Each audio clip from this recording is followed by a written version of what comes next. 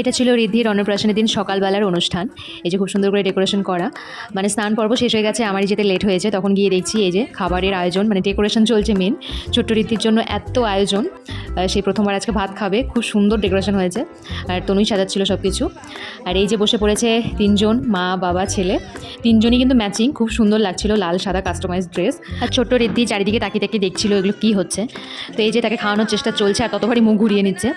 আর একটু কোনো রকমে দেওয়া হলো, আর মুখে দেওয়া মাত্রই তো চিৎকার, কারণ ফার্স্ট টাইম ঝাল খেয়েছে, প্রচণ্ড চিৎকার। যাই হোক, তারপর একটু পায়েস দিয়ে মুখটা মিষ্টি করার চেষ্টা চলছিল, বাট কিছুতেই কিছু হলো না, প্রচণ্ড কান্না। এদিকে দাদু ঠাম্মিরা সব আশীর্বাদ করছে, বাট তখনও কিন্তু ওর কান্না থামেনি। তো তাই সবাই মিলে বলা হলো ওকে খাইয়ে ঘুম পাড়িয়ে দেওয়ার জন্য, কারণ ঘুমটাও হয়নি, ওই জন্য আরও বিরক্ত হয়ে যাচ্ছিল। তো ততক্ষণে আমরা বললাম চলো আমরা আমাদের ভুরিভোজটাও সেরে নিই। বাড়িতেই হচ্ছিলো সকালের অনুষ্ঠানটা, তো ছাদে ছিল খাওয়া দাওয়ার আয়োজন। খাবারের টেস্ট কিন্তু সত্যি খুব ভালো ছিল। তো যাই হোক, অনেকক্ষণ পর এই যে উঠেছেন বাবু, আর এখন কিন্তু মাইন্ড একদম ফ্রেশ। তো এখন বলা হলো চলো একটু ফটোশ্যুট করে নেওয়া যাক, কারণ সেই মুহূর্তে কিছুই ফটো তোলা হয়নি। তো সবাই মিলে ফটো তুলে নিলাম।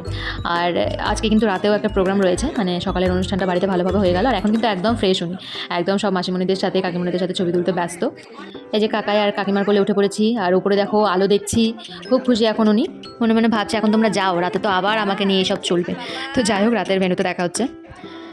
এই যে চলে এসেছি রাতের অনুষ্ঠানে, রাত্রি 9টা বাজে এখন। আমরা দুবারই লেট, কারণ আসার সময় অনেক টায়ার পাংচার হয়ে গেছে, ওই জন্য লেট হয়ে গেছে আমাদের ভেন্যুতে ঢুকতে। গিয়ে তো দেখছি প্রচণ্ড ভিড়, আর ভেন্যুটা ছিল রয়্যাল পার্কে। এই যে ঋদ্ধিবাবু এখনও পর্যন্ত সবার কোলে খুব সুন্দর করে শান্ত হয়ে বসে রয়েছে, আর রাতের লোকে কিন্তু ওনাকে আরও বেশি স্মার্ট লাগছে আর কিউট লাগছে। তারপর চলে গেলাম একটু স্টার্টার খেতে। তো প্রথমেই ছিল ফুচকার স্টল, আর ফুচকাটা কিন্তু সত্যি খুব ভালো ছিল। আর এদিকে ছিল ভেজ পকোড়া আর কফি, তো দুটো একটু ট্রাই করে নিলাম।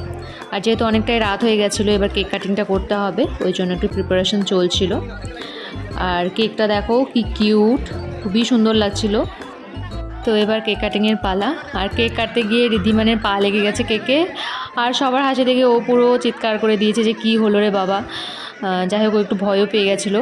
তো যাই হোক, ওকে এবার একটু দূরে সরিয়ে কেক টেক কেটে সবাইকে দেওয়া হলো।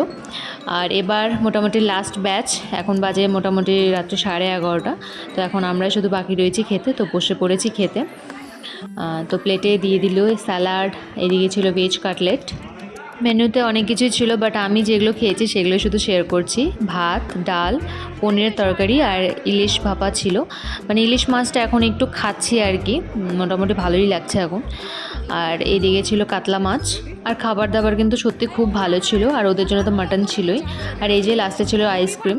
আর সবশেষে আমরা কিন্তু সবাই একটু ফটোশ্যুটও করে নিলাম। তো ঋদ্ধিমানের অন্নপ্রাশনের ব্লগটা তোমাদের কেমন লাগলো অবশ্যই জানিও। দেখা হবে অন্য ব্লগে। টাটা।